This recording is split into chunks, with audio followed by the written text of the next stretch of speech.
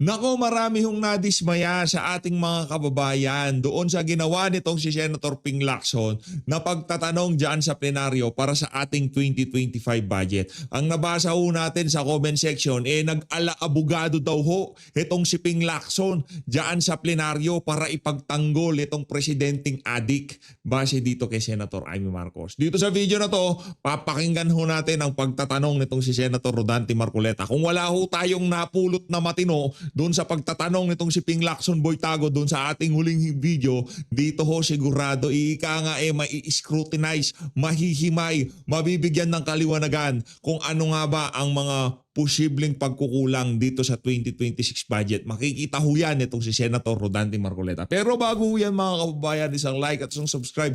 Masaya na ho tayo dyan, at sa mga gusto sumali sa ating community, yung joint button nandyan lang ho sa baba. Ayun na nga mga kababayan, sinasabi ni Ping Lacson sinungaling itong si Zaldico. Hindi daw ho,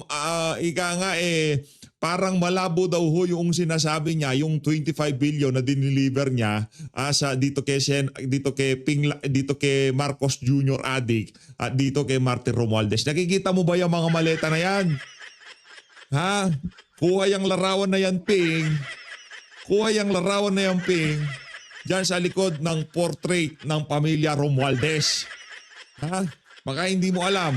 At kung sakaling napalampas mo itong video na to, ipi-play ko ito para sa iyo para malaman mo kung gaano ka-involved, kalalim itong si Martin Romualdez pagka-usaping budget dyan sa House of Representatives. Eto na, Ping, panoorin mo to. Malamang sa malamang hindi mo napanood to kasi nakapikit ang mata mo. Imumulat natin yan sa ayaw at sa gusto mo. Makikita at makikita mo ang katotohanan. Higa nga, the truth will set you free. Diba? Ito ang katotohanan na pinipilit mong takpan ng iyong mata at kaisipan. Si Martin Romualdez at si Marcos Jr. malalim pagdating sa budget, pagdating sa usapin ng budget. Ito ho yan mga kababayan. Game! Chief, as we committed, I'm here with our chair for APO and our Kala ko bang ministerial ka lang? Kala ko bang pagtatalaga lang kay Zaldi ko trabaho mo? Anak ng tawa, bakit binibida mo trabaho ng APRO? Ping, buksan mo ang iyong mga mata. Sundan mo ang liwanag. Huwag mong sundan ang maleta. bicameral members. Hi, Chief Romy. Alangan naman si Saldi ko, mayayari. Itong si Delipe, hindi. Payag ka ba dyan, Saldi?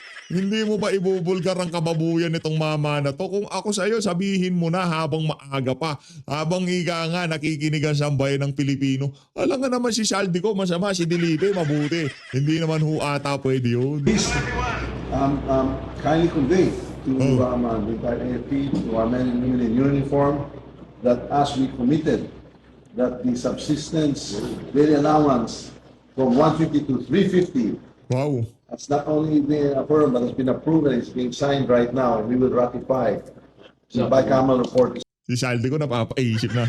Sabi siguro niya kung napapanood niyo to video na to, bakit di pa ako umalis dito sa administrasyon na to? Puro adik. Sure. O baka po mapapalakpak siya. Ibig sabihin gusto niya yung ginagawa niya nung mga panahon na yan. Tapos doon sa tabi ng portrait ni Martin Romualdez, mga mali-malitang merong nakalagay na, ang tawag niyo sabi ni Master Sergeant Orly Gutesa, yung parang merong tag kung ilang milyon ang dala ng bawat maleta. Ito mga kababayan, nakikita niyo ba yung tag na yan? Pero sasabihin ng mga Talyanista Tensaymada, mga Dilawan at Tinklawan, ano ba naman ipaprint yung portrait na yan tapos isabit tapos maglagay ng maleta. Totoo ho yan, walang bilang yung mga ganyang klaseng larawan. Pero sa mga susunod na araw, kagaya ng paghatol nila na walang bilang ang testimonya ni Master Sergeant Orly Gutesa at biglang lumabas si Saldico, ganyan din ho yan mga kababayan. Magkakaroon ng kaliwanagan diyan sa mga ganyang klaseng larawan. Wag ho kayo magalala. Kalma, chill. Ito ay para kay Ping Lacson. Whatever they heard, that's all fake news. Basta nagsalita tayo when we speak. I as the speaker and the House, when we speak, we mean it and we will always deliver.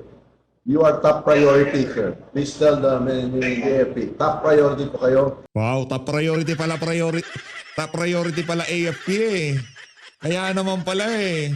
Unwavering support eh. Non-partisan eh.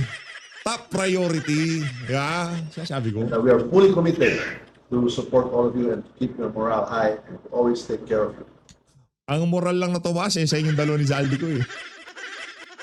Congratulations, former Speaker Martin Romualdez. Ang taas ng moral nyo.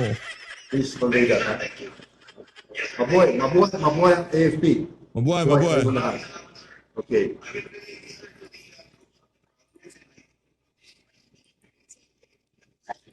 So the design here in the BICA that will be ratified tonight in the plenary. We will ratify the budget on Wednesday, and the president will sign it into law. That's as good as gold. Huh? So I just wanted to allay any fears that there was anything other than what we had committed in Zambales to you and to the troops. Mabuhay. Yeah. We look forward to our fellowship on the 13th. Aguinaldo. Okay. Mabuhay. Merry Christmas to all. Thank you. Oh, Merry Christmas to all. Merry Christmas to all. Thank you. Oh. Yes. More will be coming. We'll be looking for more ways to support the troops. Assure them. We assure them more for next year as well. Thank you. Oh, pero kung marami sa troops, mas marami sa inyo.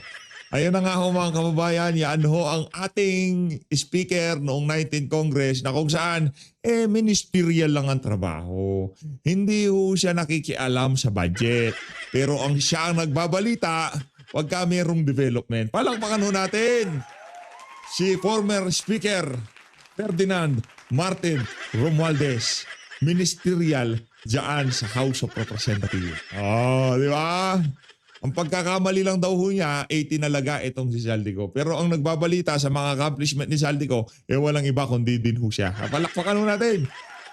Tanungin natin to si Ping. Baka hindi niya, Ping, narinig mo ba yun? Yung huling video natin, kesyo, naawa daw ho siya eh. Hindi natin masyadong nababaran yung punto na yun na naawa daw siya kay Marcos Jr. Pero doon sa mga namatayan na mahal sa buhay, nasiraan ng ari-arian, nalubugan ng sasakyan, di ka naawa. Ay, palakpakan natin si Ping. Ito, si Ping to. Ping, game. Di ba, nalilimit yung usapan within the confines of the home. Or at most, minsan, Adik ang presidente mo, Brad. Adik. Anak ng tawa. Pagka yung adik kinukonsinti, anong tawag sa inyo? Di ba? Sinabi na ng kapatid, adik yan. Isa lang ho ibig sabihin niyan, ika nga. Palaksing nyo pa loob. Kaya ho namimihasa si Marcos Jr. dahil dito sa mga taong kagaya ni Lacson. imbis na kundinahin yung pagiging adik ng presidente natin. Base kay Senator Aimee. Ha? Imbis na kundinahin yung pag-aalmusal ng chonky. Tawa. Dapat daw sa bahay lang pinag-uusapan. Ano kasi Raulo? Hindi na usapang pamilya to. Sambayan ng Pilipino na nakataya dito. Presidente to, hindi ordinaryong padre de pamilya ng isang pamilya. Yun naniniwala ako. Hindi na for public consumption yun kung adik ka o kung ano ka pa man. Di ba? Privacy nyo yun, sa bahay nyo pag-usapan. Pero kung ang pinaparatangan na adik, presidente, ibang usapan yan.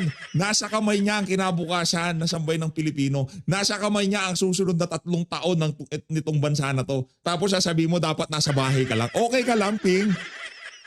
Baksan tama mo. bulong sa mga kaibigan na sinisiraan yung kapatid. But not in front of hundreds of thousands of Filipinos. Nung pinapabango pangalan ni Marcos Jr., nung ilinabas yung kanyang negative drug result, publiko, lahat ng Pilipino dapat makita yan. Pero nung sinabi na addict siya, dapat sa bahay lang. Palakpakan si Peng! Yan yung mga, yan kung tawagin yan, focus lang sa goal. Anong goal? Dapat maabsuelto si Marcos Jr. addict. Base kay Senator Aimee. Especially in a religious gathering. So, For your information, hindi religious gathering yon. Oo, ang organizer INC, pero ang panawagan nila political. Hindi yun crusade.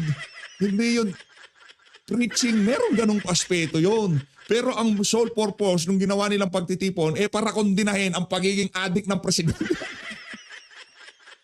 Di ba?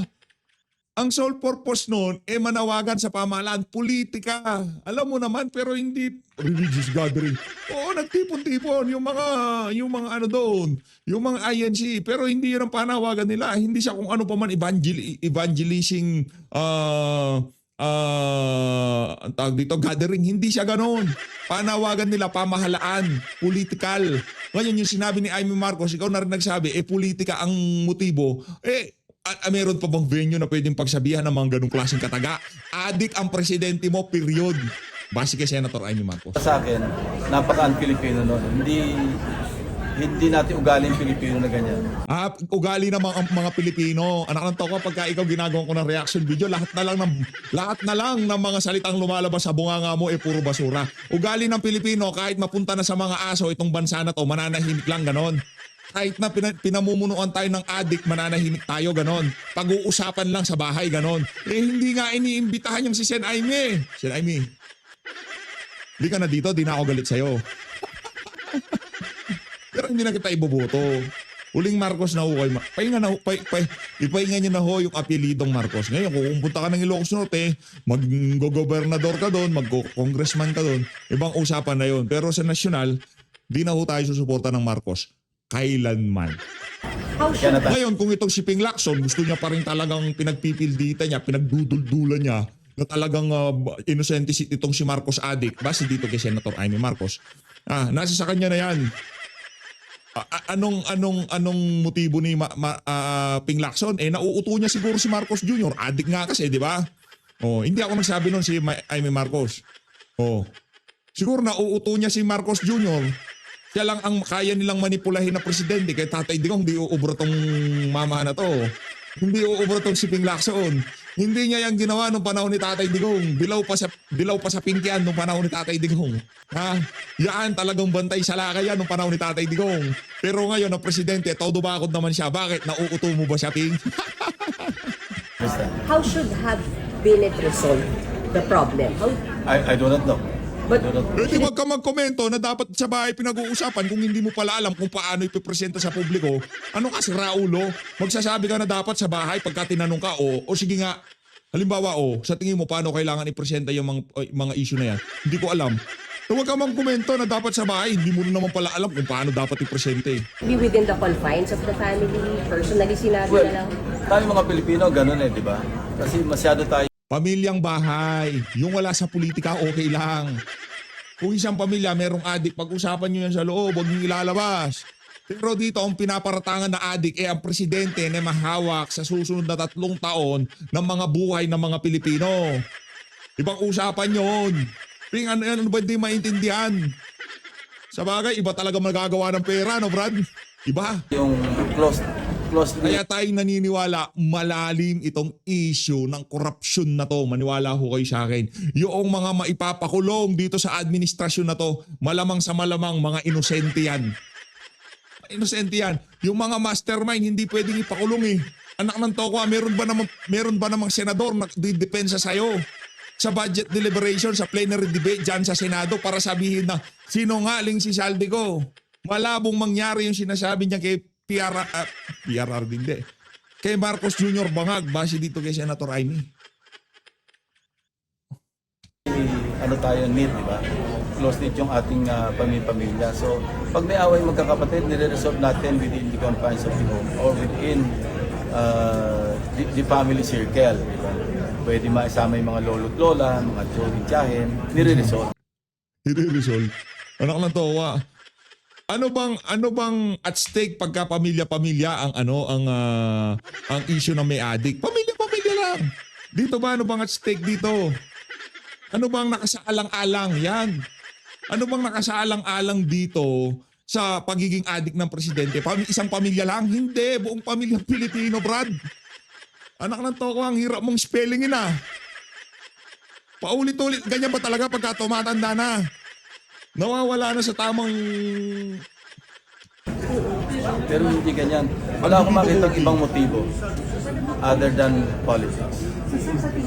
Which makes it even worse. What does that make with the political standing of PBBM? Nangangalib ba siya dahil sinabihan? I don't know. I cannot speculate. Hindi mo alam. Hindi mo alam. Alam mo naman, alam mo. Yung mga men in uniform, tahimik lang yan. Papayag kayo na ang magbibigay ng order sa inyo, adik. Alam nyo ba bakit siga-sigaan niya si Gibolchodoro? Hari niya balat niya eh. Wala naman nagbibigay ng order sa kanya, nagbibigay ng order ni Marcos Jr. Base dito kay Senator Amy, adik siya. Sa tingin niyo, disappointed din ang sambayan ng Pilipinas? Ako alam naramdaman ko nung napapanood ko yun. Naawa ko kay Pangulo. Hindi ko sa Naawa siya Pangulo. Doon sa mga Pilipinong nalubugan, doon sa mga Pilipinong namatayan ng mahal sa buhay, di ka naaawa kay Marcos Jr. Naawa ka dahil tinawag siyang adik. Palakpakan si Beng. Pambira, ibang level. Ibang level ka, Beng. mag-anak. Hindi naman kami close. Pero nung naramdaman ko unang-una bilang sa Pilipino, naawa ako sa kanya. Naawa daw. Awa daw. O do, ba't hindi mo sabihin yung awa na yan nung nakikita mong nagbabaha dyan sa Cebu? Hindi namin naramdaman yung awa mo na yan nung lumulubog ang Metro Manila. Asan yung awa na yan nung nasiraan ng mga kagamitan ng mga ordinaryong Pilipino na pinagginukipunan nila sa napakahabang panahon? Nasaan yung awa na yan, Ping? Imagine the pain that he was undergoing, watching his own sister, lambasting him like that. Aba, Brad, maaawa ako kay Marcos Jr. kung hindi siya presidente ngayong panahon na to. Halimbawa, ordinaryong Pilipino siya, binaboy siya ng ganon. Kahit sinong magsabi sa kanya na adik siya, maaawa ako sa kanya. Bakit? Inaano niya ba kayo? Baka ipagtanggol ko pa nga eh. Ano bang pakialam niyo sa personal na buhay nitong si Marcos Jr.? Huwag niyo siyang awayin. Kung gusto niyang magdruga ng magdruga, walang problema. As long na hindi naman siya nangingi sa inyo ng pagbili. Hayaan niyo sirain niya katawan niya. Pribadong individual yan. Buhay niya, choice niya. Wala kayong pakialam dyan. Brad, ganun ang sasabihin ko kung ordinaryong Pilipino si Bangag. Pero dito ibang usapan to, Brad. Presidente yung sinasabihan mo na naaawa ka dahil nasabihan siya ng adik. Anak ng tokwa. May mas adik pala kay Marcos Jr. Anak ng tokwa. Dito tayo sa isa game. PH, ba't mo naman pinagsabay-sabay? Hindi, susunod na video na to. Susunod na video na to. Okay? Susunod na video na yung kay Tuta. Dito na tayo kay Senator, Senator Rodante Marcoleta, ha? Naaawa daw, anak ng tokwa. Ako ramdam ko sa'yo, Ping. Alam mo, naaawa din ako sa'yo. Kung kailan ka tumanda sa politika, doon ka nagtutunog siraulo. Tutunog, di ko sinabing siraulo ka, ha? Kung kailan ka tumanda sa politika, doon ka nagtutunog siraulo. Sa totoo lang. Dinaig mo pa mga dilawan at pinklawan, anak ng toka. Ibang level, Brad, ang pagpapakaaso mo kay Marcos Jr. Ano bang meron? Ano bang meron sa Malacanang? Ha? Gusto kong malaman. Ayaw mong bang i-share sa amin yan? Pink? Ay, Pinky. Dati matino ka naman na senador. Anong nangyari sa'yo? Bakit parang nagiging ano ka na? Di ba? Pagka siya presidente, bangag, kinaawaan mo, mas bangag ka sa kanya. Yun lang masasabi ko, anak ng toka. Pambihirang yan. Yung awa na nakikita kong ipinapakita niya dito kay Bangag, hindi ko nakita doon sa awa noong merong nalubugan sa Cebu, nalubugang Metro Manila, namatayan na mahal sa buhay. Pero dito kay Marcos Jr., awang-awa ka. Palakpakan natin. Baklase ka, Pinky. Oh, Senator, ikaw naman, game. In their respective websites, various information on Hindi ko tatanggalin dyan larawan mo, Pinky, ha? infrastructure Talagang projects, yung exposure mo matindi. including geotag photos and exact project coordinates. Nangyari po ito, Mr. President, dahil nga po sa ginagawa nating pag-uusisa sa maanumalyang flood control projects. At napatunayan natin na dahil nga po rito sa kawalan ng proper coordinates sa ginagamit ng DPWH, yung IMS nila, yung kanilang PCMA, yung kanilang MYPS, idagdag pa natin yung Survey 123 na sinasabi nilang most accurate, pero hindi rin po ganun ang kinalabasan. Dahil sa baba ay talagang namamanipula pa rin yung mga flood control projects. They are dependent on their encoders and project engineers sa baba na madali naman pong lagyan, palitan ng litrato para sa ganun ay yung progress report ng bawat projects ay lumitaw kunwari na tapos na. Yan. Pero actually, wala naman pala.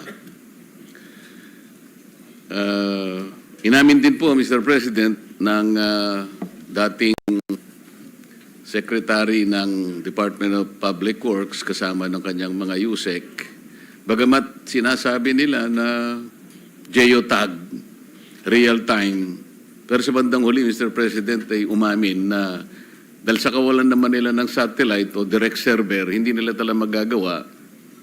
At pagkaraan, umamin na lang na ang kanila palang updating is only made every end of the month. Ang tanong po, Mr. President, sa ganito pong kalagayan, paano kaya natin mapaninindigan itong Section 106 ng ating General Provisions? Thank you, Mr. President. Thank you, Senator Marcoleta. In fact, itong modification ho natin sa Section 106 on Transparency in Infrastructure Project, marami ho dito nakuha ho namin from the civil society organization. For example ho, dapat i-upload po documents in machine-readable format. So, hindi na ho siya yung pipicturan lang ng phone, i-upload. Dapat ho machine-readable. Pwede ho ma-search, pwede ho mabasa ng computer. At nagdagdag pa ho tayo ng mga iba pang i-upload ho nila like feasibility study, detailed engineering, program of work, proof of coordination with LGUs where the project will be implemented. And then si Senator Kiko Pangilinan nagdagdag ng which one yung dinagdag niya? Saan yun?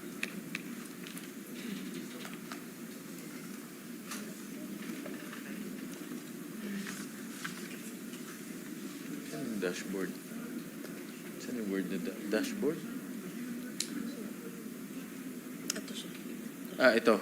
Senator Kiko Pangilinan po ay nag-amend din ho, all implementing agencies shall maintain an online infrastructure transparency dashboard. So real-time ang makikita na ho natin, accessible to the public, indicating all documents required under this section. So proactive na ho yung pag-upload ng dokumento ng mga agencies, Mr. President. So yun po yung essence nitong modification dito po sa Section 106. Mr. President, ganun din po yung pangangatwiran nila na sa ngayon ay nagagawa nilang geotag at real time. Ngunit dahil nga po sa kakulangan ng satellite na hanggang ngayon ay wala naman ng DPWH sapagkat ang katwiran po nila napakamahal daw po nito. Inamin po nila na without the satellite at yung direct server, hindi nila magagawa yung real time. Kasi po, ang kanilang frequency ng pag-update is only once a month. Sa ganun pong kalagayan, napakalaki po ng panahon kung saan yung mamamanipula po yung project. Kaya po kung hindi natin sila mapipilit na magkaroon ng direct server o kaya talagang mag-invest sila sa satellite, wala po yung real tag. Wala po yung real time. Real time. Wag po Yung tipong kahit anong oras mo tignan yan, nandyan yan. Oh. Yung tipong ngayong araw na to, gusto ko magkaroon ng live update dyan sa particular na project na yan. Kikita mo kaagad, hindi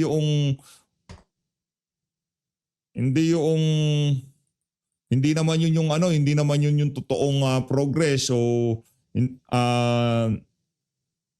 natapos na dyan sa mga infrastructure project, mga flood control, inedit lang pala, dinaan lang sa kung ano-anong kabalbalan, pinicturean lang yung lumang picture o kung ano pa man yan. Diba? Pwede ko nilang lukuhin.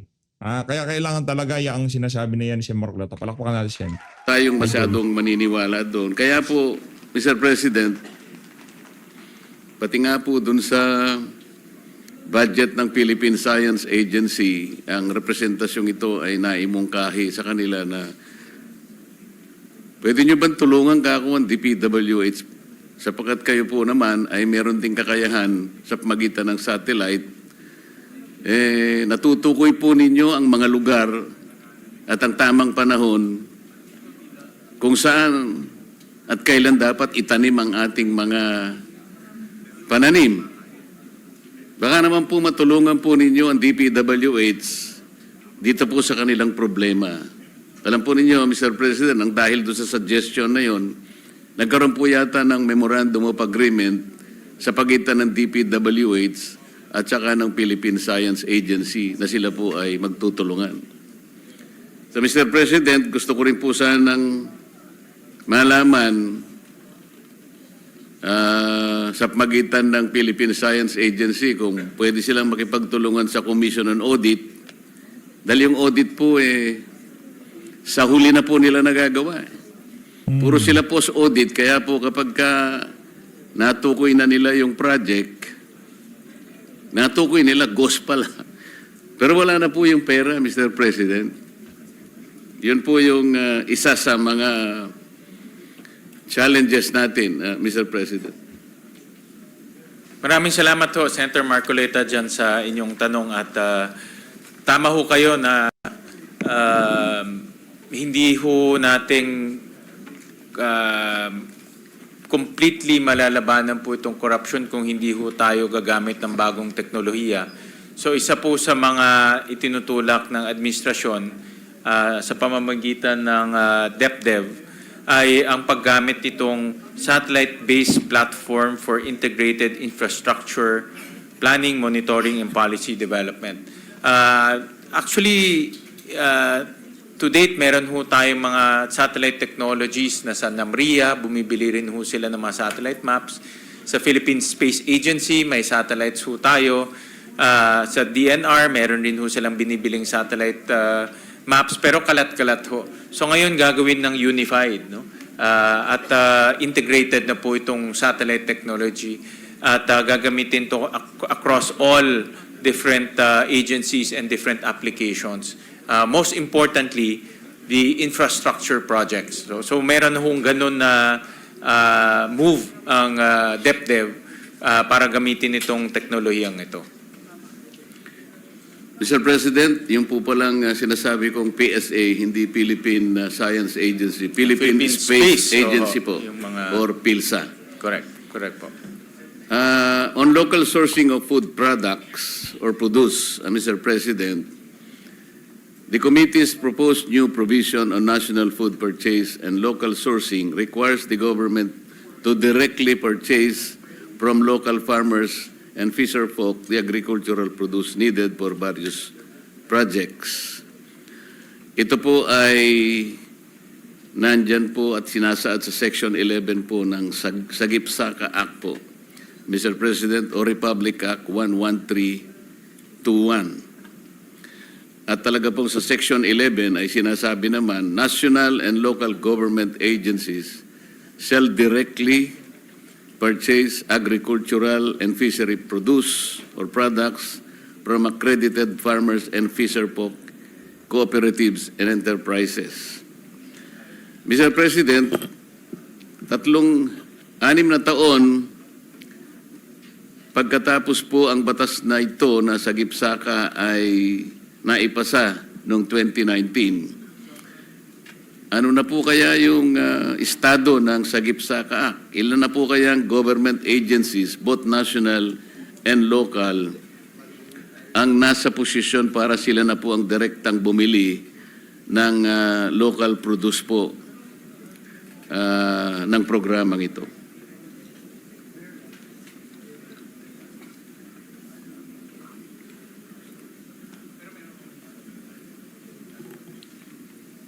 Naglagay ho tayo sa budget ng 500 million po to operationalize yung Sagip-Saka Act.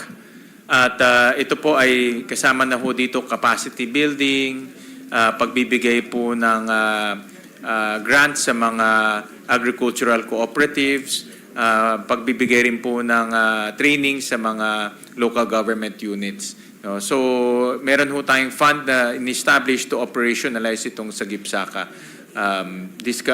Dito po sa proposal ho natin. Ang ibig ko pong sabihin, Mr. President, kung meron po tayong datos na pwedeng mapagbasihan, gaano na po karami ang nabili ano-ano pong mga produce ang nabili natin mula sa ating mga magsasaka at mangingisda.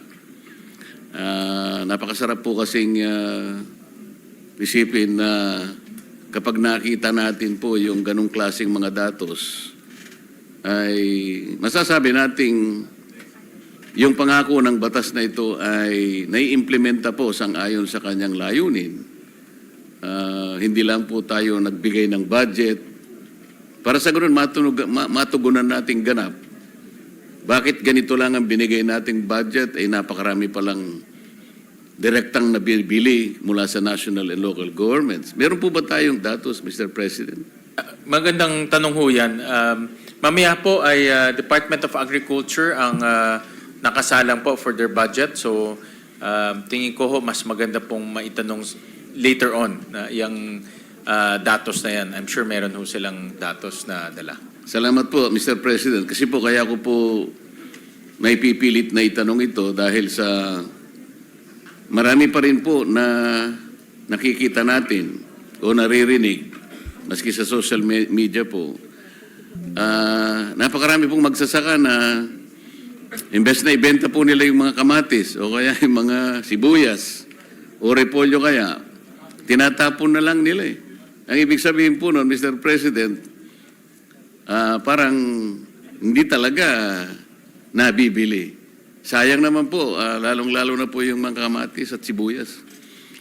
Hindi na kayang dalhin sa palengke, sinisira na lamang po. Nakakaawa po yung ganong kalagayan, Mr. President. Meron pa po tayong isang batas, Mr. President, na kung titingnan at babalikan natin, ito po yung Republic Act 7601 o 06. Kung tawagin po natin ito, Ginoong Pangulo, ay Magna Carta for Small Farmers. Yung pong Section 25 nito ay may pangako na price support sa mga magsasaka po natin. Meron po ba tayong mekanismo tungkol dito sapagkat noong mga nakakarang araw po, pinagtalunan na po natin napakarami pong magsasaka, lalong-lalo na po sa Central Luzon, halos nagmamakaawa rin po na paano pa po kami mabubuhay, sabi nila. Ito pong aming bagong gapas na palay ay bibilin lang ng 7 pesos to 8 pesos per kilo. Yan naman pong sinuwerte kami na nabilad namin ay nasa 11 to 12 pesos. Talaga pong ito po ay pagbenta ng luging-lugi na po ito eh. Sa kabila po ng merong batas na umiiral, Mr. President,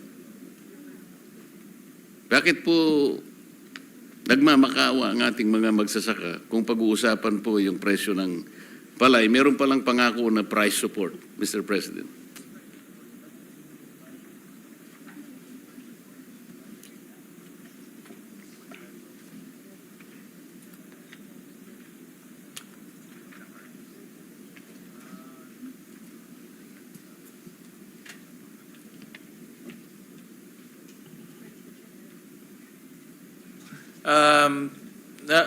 Nasabi lang ho sa akin ng DepDev na itong price support po ay ginagamit po sa pagbili ng LGUs ng mga produkto ng ating mga magsasaka.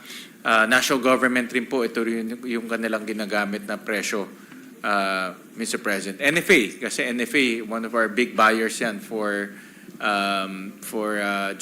para po sa kanilang buffer stocking. No, so yan din po yung ginagamit na presyo para hindi ho masyadong mababa yung presyo na binibili ng ating gobyerno. Tama po kayo, Mr. President. Nagkamali ako sa aking minuta. Pero yung pong guaranteed price, yun po ay nandun sa Agricultural and Fisheries Modernization Act. Price guarantee po ang nakalagay. Pasensya na po, tumatanda na po kasi tayo, Mr. President. Hindi naman po halata, Mr. President. Amen.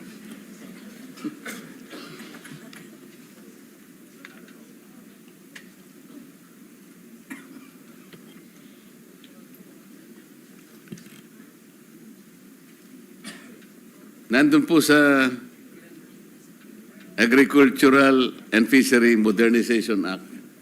Yun pong price, Price guaranteed price for palay. Correct po, tama. Sana po ay magkaroon na po ng katuparan yun para sumaya ng konti po yung ating mga magsasaka.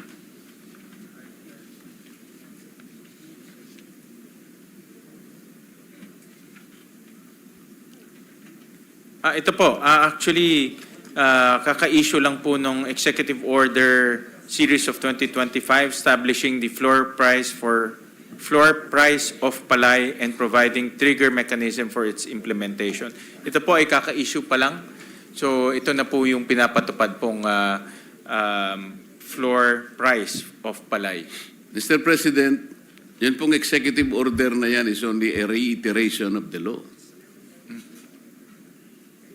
Ang tinatanong po natin, paano po magkakaroon ng katuparan?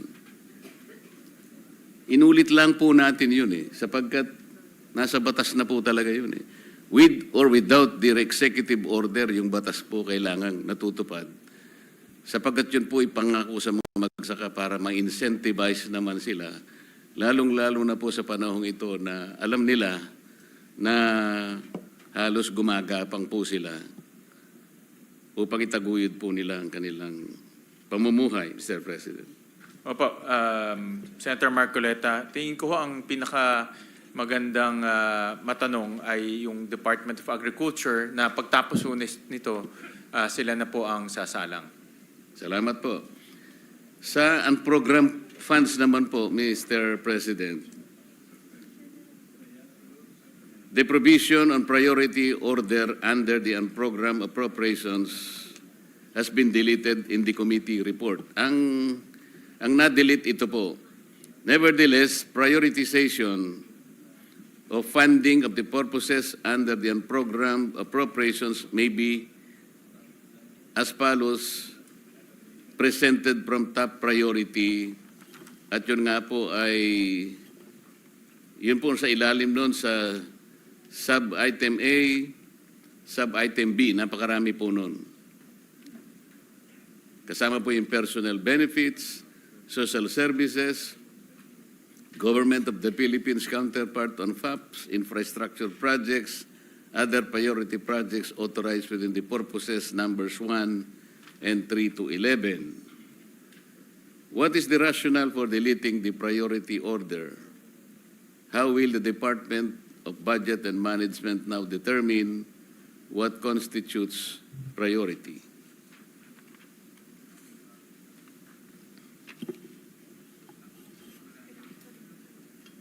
Oo. Dahil po reduce natin yung number of line items or purposes unprogrammed appropriations from 11 to 7, hindi na ho kakailanganin ng prioritization. So, dahil ang kailangan lang, tatlong cash items lang po ang nakalagay sa unprogrammed, ito po yung dalawang foreign assisted project at yung modernization.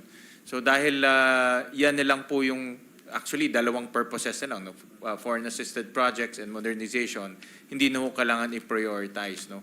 So pagpasok ko ng mga new and additional revenues, doon na sila pupunta. Pero meron pa po tayong dinilit, Mr. President, sa unprogrammed appropriations. Ito po yung strengthening assistance for government social programs, 45 billion. Program on risk management, 3.6 billion. Refund of the service development fee for the right to develop the Nampidai property sa Tokyo, Japan, 210.6 million. At saka yung insurance premium po ng ating sa ating mga government assets, 2 billion, Mr. President. Maybe you know why these funds for these programs under the UA deleted, Mr. President? So pagdating po doon sa sagip, tinanggal na ho natin yan dahil yung mga pangangailangan po ng ahensya ay nakalagay na po sa program appropriations. So that's one reason kaya ho natin tinanggal. The rest po ay tinransfer rin ho natin sa program appropriations po. So itong mga items na ito, except for yung refund of service development fee. Kasi itong service development fee sa right to develop the NEM Panday property in Tokyo, Japan, may kaso pa ho ngayon. So hindi pa ho naman kailangan ibalik until ma-resolve yung kaso. The rest, nasa program na ho siya. Doon po sa ating property sa Japan, Mr. President, will this not risk violating contractual obligations that might affect diplomatic commitments related to this project? Or to So this? far ho kasi meron pang litigation ho ngayon.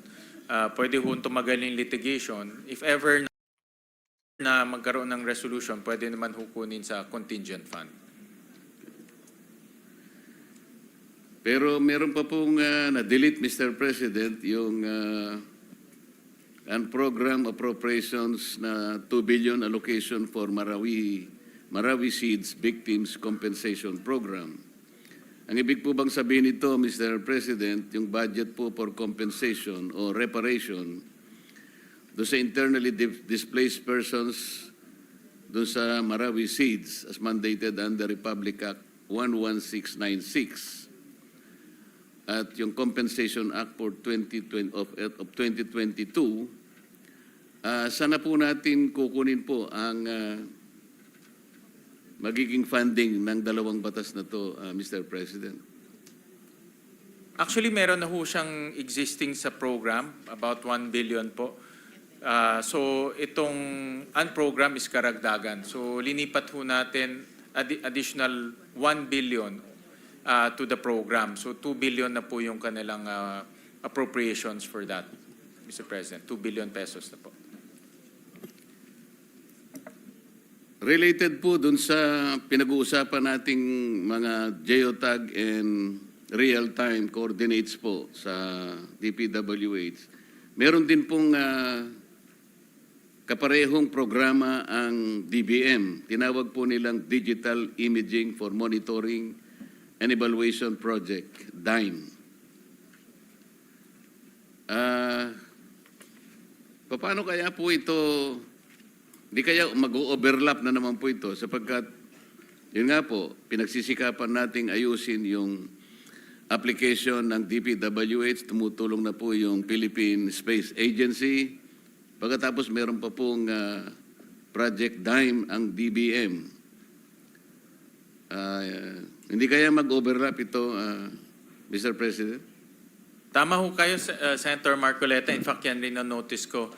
Magkasama nga ho tayo doon sa Philippine Space Agency at pareho tayo nagmungkahi na magkaroon ng satellite imaging yung Philippine Space Agency dahil meron na tayong mga satellites na nasa space. So yan ang gagawin po ng DepDev to integrate all of this mapping kasi marami nga ho, may NAMRIA, may DNR, merong DBM, ngayon Ngayon na nga mga kababayan, kung gusto nyo tapusin niya ang ano na yan, yung pagtatanong nitong si Senator Rodante Marcoleta dito kay Wing Gatchalian. Punta lang ho kayo. Diyan sa Senate. Maraming salamat sa pag-support sa page of the. Mag-ingat ho kayo lahat. Mahal natin Pilipinas. Saludo.